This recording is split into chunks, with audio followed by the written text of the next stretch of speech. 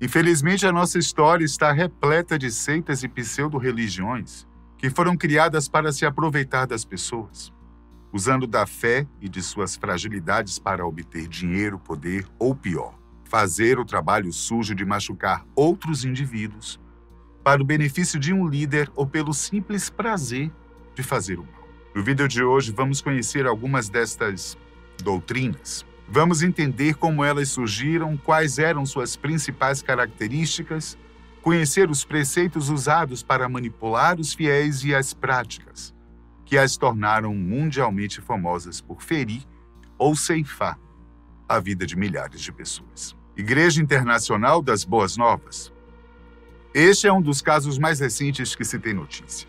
O grupo atraiu a atenção internacional em abril de 2023, quando a maior parte das atrocidades veio à tona para a mídia, mas a seita já existia há pelo menos 20 anos. E tudo começou com o ex-taxista Paul Mackenzie Tang, que se autodeclarou pastor em 2003 e decidiu fundar uma igreja ao lado de sua falecida esposa Joyce Mewikamba. As pregações e os ensinamentos de Mackenzie sempre foram radicais, o que fez com que ele tivesse que enfrentar alguns processos judiciais, mas isso não impediu que ele prosperasse no ramo. O pastor dizia ser um mensageiro enviado por Deus e afirmava que poderia se comunicar pessoalmente com ele, o que permitia transmitir seus desejos e suas vontades para a humanidade. Isso afetava as pessoas ao seu redor e não demorou muito para que o número de fiéis crescesse exponencialmente. Paul Mackenzie tinha ideais bastante contraditórios. Ele combatia os ideais cristãos, principalmente aqueles vinculados à cultura do Ocidente, mas ao mesmo tempo prometia aproximar as pessoas de Jesus, facilitando a comunicação com um canal direto com o Messias do cristianismo. Além disso, o líder desencorajava seus seguidores a terem acesso a coisas modernas, como transferências de dinheiro por vias digitais, educação formal nas escolas e aos tratamentos de saúde oferecidos pelos hospitais. Segundo ele, nada disso estava nas Escrituras. Por isso, não poderiam ser consideradas coisas de Deus. Dá para imaginar?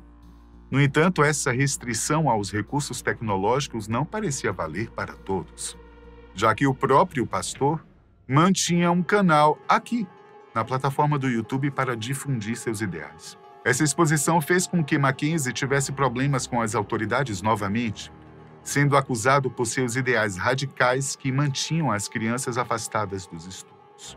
Mas o fundador da seita sempre conseguia escapar por supostamente não haver evidências suficientes para condená-lo. Aos poucos, seus seguidores foram se afunilando e se tornando mais alienados.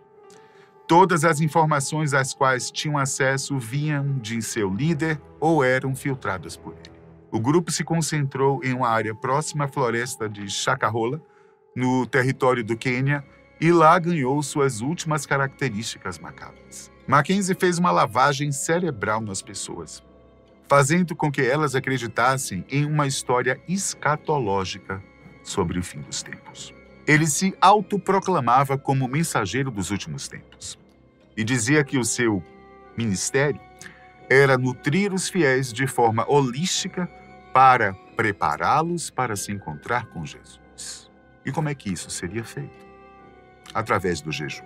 Porém, não estamos falando de um jejum qualquer. Normalmente, essa prática penitencial é usada em algumas religiões para coordenar os impulsos humanos, promover o autoconhecimento e aproximar as pessoas de Deus. Mas esse sentido foi completamente deturpado pelo fundador da Igreja Internacional das Boas Novas. Ele defendia que o jejum deveria ser usado para alcançar a Deus de forma literal, ou seja, fazendo com que as pessoas morressem para supostamente alcançar a vida eterna. É um absurdo. Mas, infelizmente, muitas pessoas foram vítimas deste charlatão, e especialmente crianças.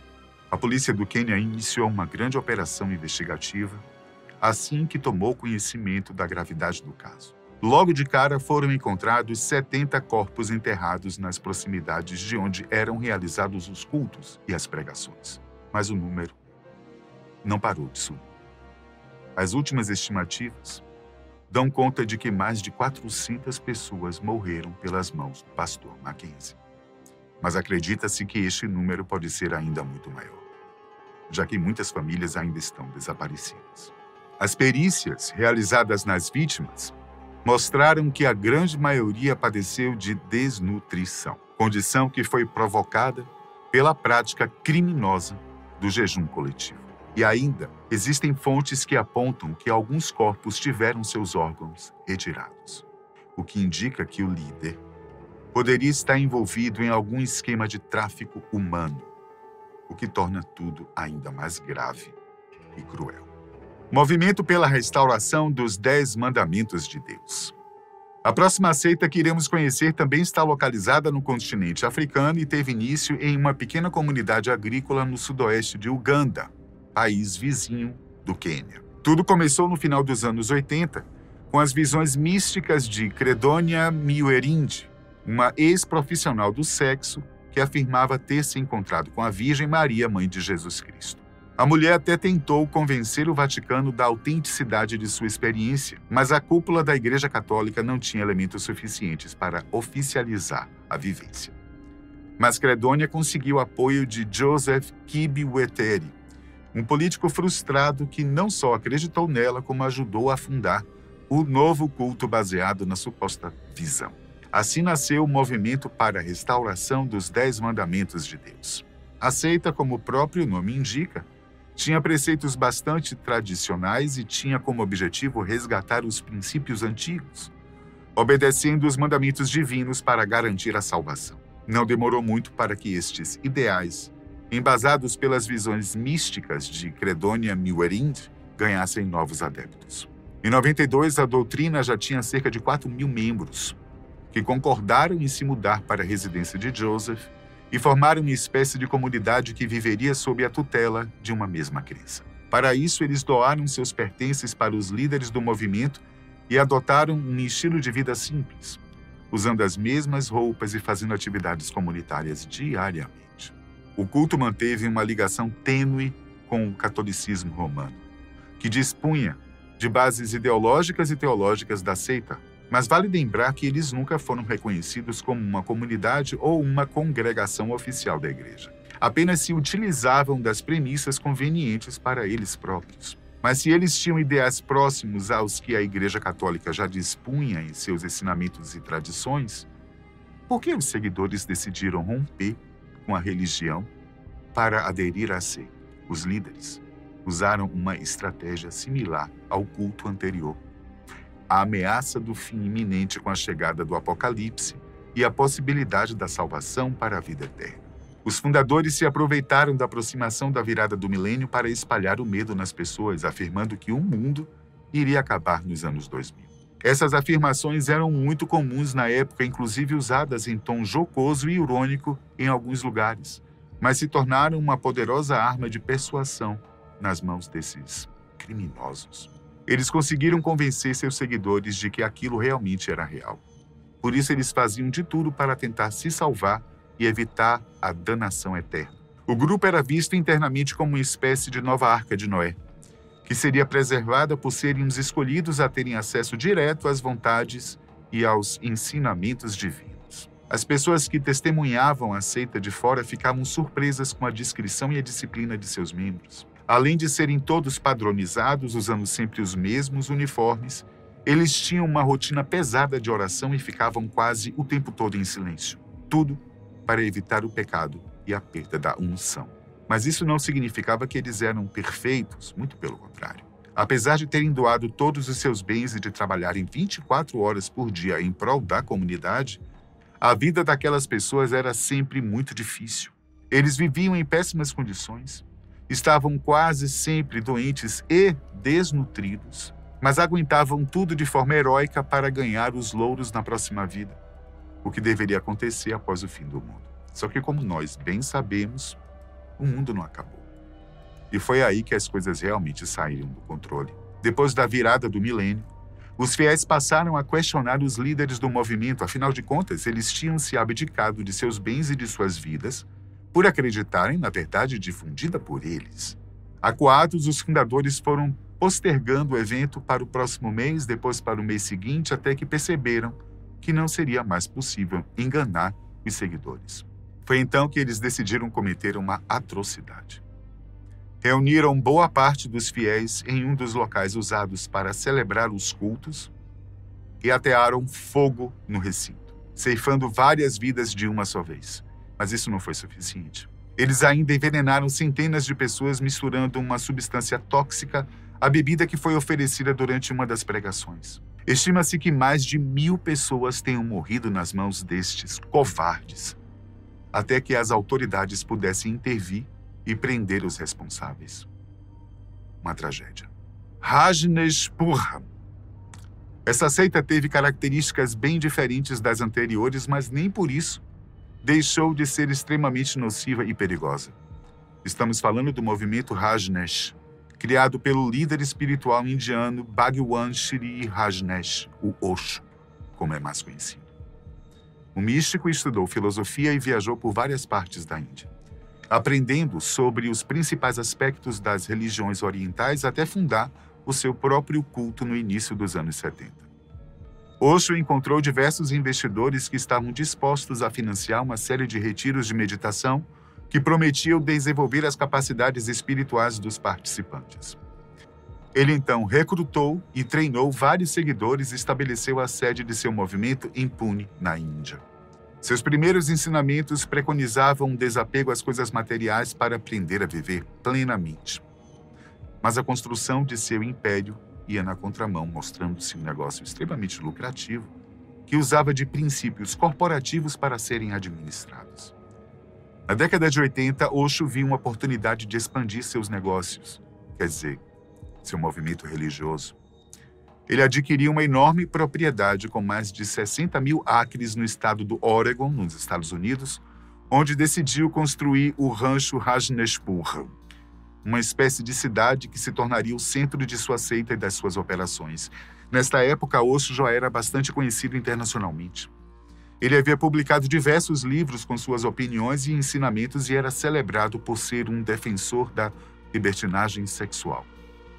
Muitas pessoas que se mudaram para sua comunidade na Índia, buscando aprender diretamente com o mestre, relataram as fortes e libertadoras experiências com orgias e meditações.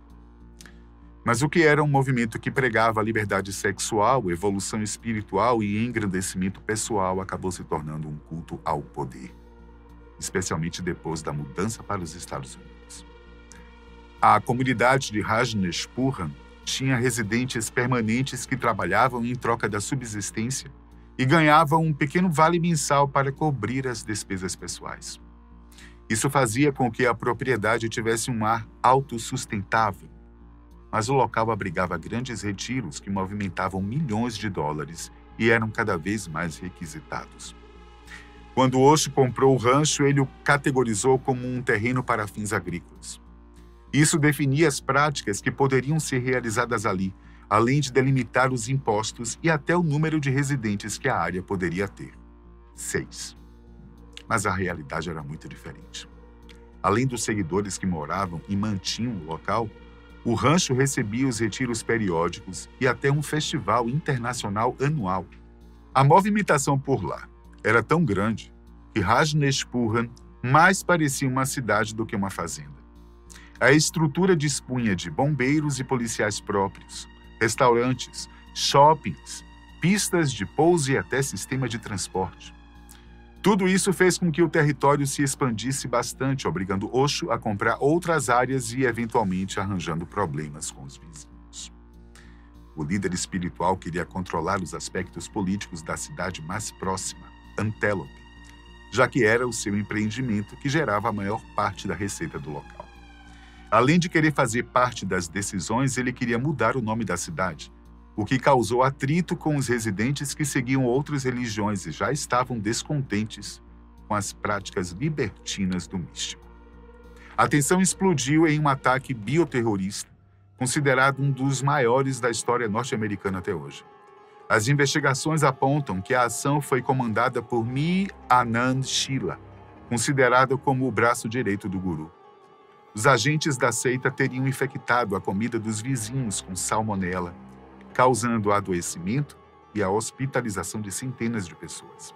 Além disso, os dirigentes da seita, incluindo Osho, foram acusados de arquitetar diversos atentados contra políticos norte-americanos que eram considerados inimigos do culto. O líder religioso voltou para a Índia e morreu em 1990 por insuficiência cardíaca. O movimento se dissolveu, mas ainda hoje existe, ainda que sob nova roupagem, como defendem os novos seguidores. Segundo eles, as práticas libertinas foram abandonadas, assim como a busca incessante pelo poder e enriquecimento, focando apenas nos ensinamentos místicos, especialmente aqueles ligados às práticas da meditação. Templo do Povo. Esta é uma das seitas religiosas mais conhecidas em todo o mundo. Ela foi criada pelo reverendo pentecostal Jim Jones, um fanático religioso que dizia se pautar pelos princípios socialistas e pela luta contra o racismo. Ele criou o culto ao lado de sua esposa Marceline Jones na cidade de Indianápolis, nos Estados Unidos.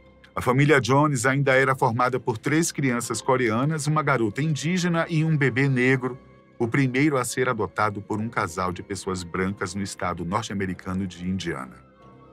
Assim como em outros casos que vimos por aqui, a seita de Jim Jones se baseava nas ameaças inerentes ao fim do mundo, que eram recebidas em formas de visões premonitórias pelo líder do culto. Ele dizia que era capaz de enxergar as graves consequências provenientes do individualismo ocidental. Grandes explosões, clarões luminosos, nuvens de fumaça em forma de cogumelo e um grande confronto armado entre Estados Unidos e Rússia. O que não era difícil de imaginar, já que o mundo estava no auge da Guerra Fria. Mesmo já tendo alguns milhares de fiéis em sua pseudo-religião, Jim decide se mudar com a sua família para o Brasil, depois de ler uma publicação em uma revista afirmando que o nosso país seria um dos poucos lugares a sobreviver de uma possível guerra nuclear. Quem diria? Jones desembarcou em São Paulo em 1962 e se mudou para BH na mesma semana. Ele passou cerca de 1 ano na capital mineira, onde era visto com bastante estranheza pelos vizinhos. Ele falava pouco, não se misturava com a comunidade e sempre saía cedo e voltava à noite, sem que ninguém soubesse seu destino. Jones nunca comentava o motivo de sua mudança e muitos acreditavam que ele, na verdade, era um espião. Em 63, ele se mudou para o Rio de Janeiro, onde adquiriu um vasto repertório para se gabar em seus cultos posteriores, pois, supostamente, passava a maior parte do tempo envolvido em trabalhos voluntários com pessoas carentes. No ano seguinte, Jim Jones volta para os Estados Unidos, escandalizado com a crescente violência provocada pelo golpe militar de 64.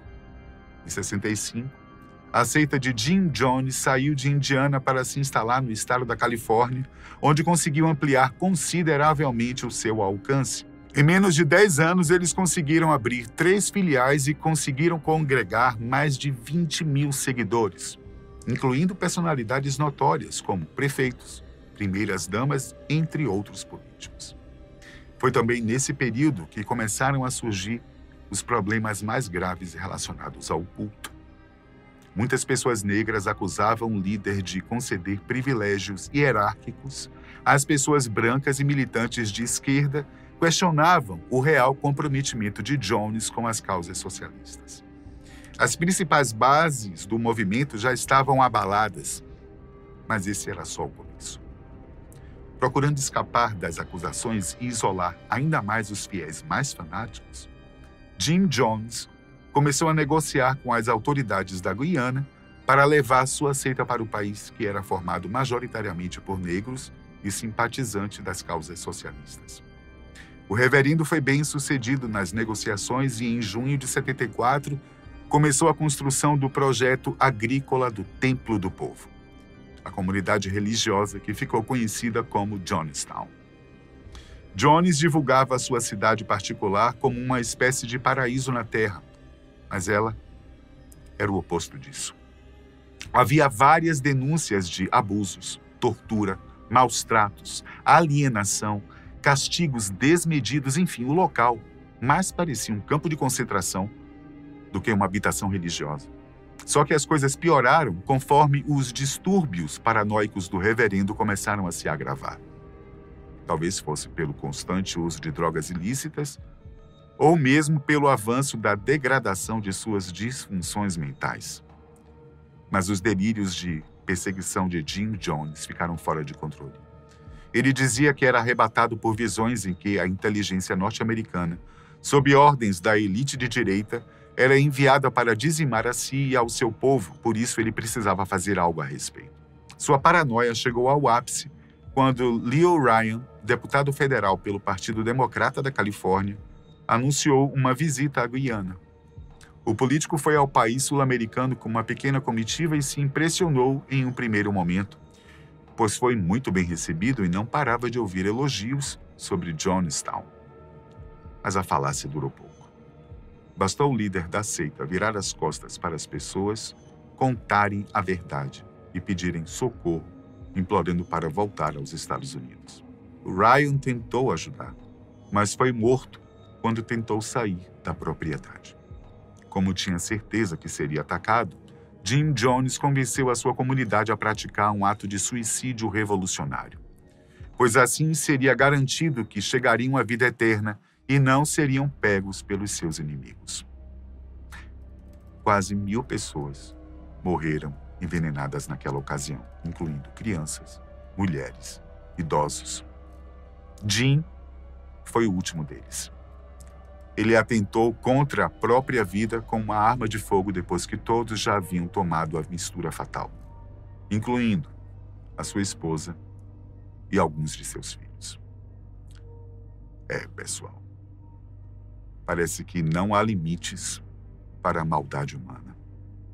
Que essas histórias trágicas possam servir de lição para que tomemos cuidados com seitas, cultos ou qualquer ideologia fanática que possa colocar a vida ou o bem-estar das pessoas em risco. Vamos ficar atento, tá? Até a próxima.